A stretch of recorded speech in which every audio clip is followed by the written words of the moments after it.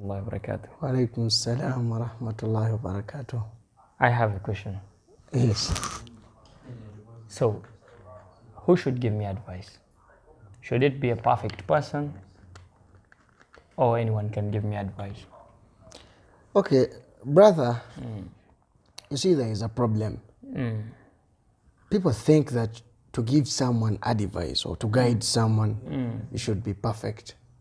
Like I always say, you don't need to be mystic to give advice. True. You don't need to be a saint to give advice. True.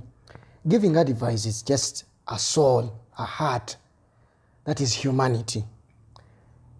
You see, brother, when we talk about the word perfect, when you look at the word perfect, you see people have this belief that to give someone advice, to guide someone, you should be perfect. Yeah. That is wrong. Yeah.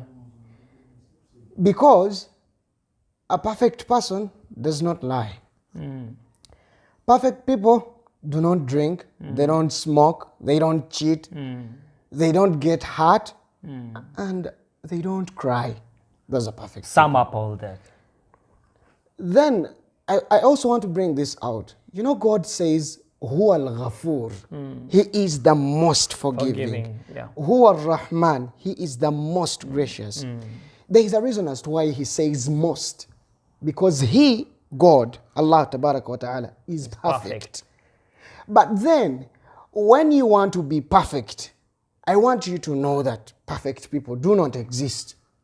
And if you want to be perfect, you're just going to cease your existence. That means you're going to die. And when you go down there, when you die, still you're going to be asked about what you did. That means you're not perfect, you'll not be perfect, and you don't have hope of being perfect. So it does not need someone to be perfect so that you can guide another person. You see, there is one of an illustrious scholar in Islam.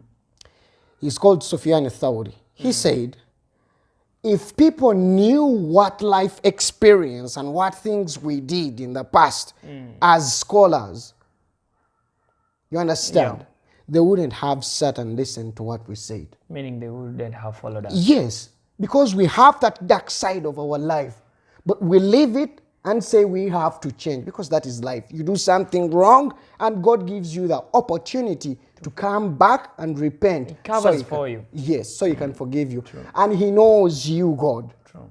Your neighbor is going to sleep. They will come and cry for you for the problem you have. They are going to go back in their homes and sleep. Yeah. Your wife is going to sleep. True. And your children are going to sleep. Your father is going to sleep. Your mother is going to sleep deep in the night. But then for you, those people don't know what is on your heart. Someone giving you advice that does not know what is on your heart. But then God, Allah Tabaraka wa Ta'ala, knows. Because He created you. He knows what portion of hatred He gave you. He knows how weak you are. So He is the one who controls that. So when He sees you sleeping and you're really depressed, wake up. Because He comes close to us deep down in the night, and He says, who are those that want me to give them so they can ask? Talk to me. Yes, talk to me. So wake up and ask God for guidance. He is the one who's perfect. Yeah, I don't want If you're looking for perfect, He's the perfect one. Allah Tabaraka wa Ta'ala. So I want to emphasize this. Perfect people do not exist.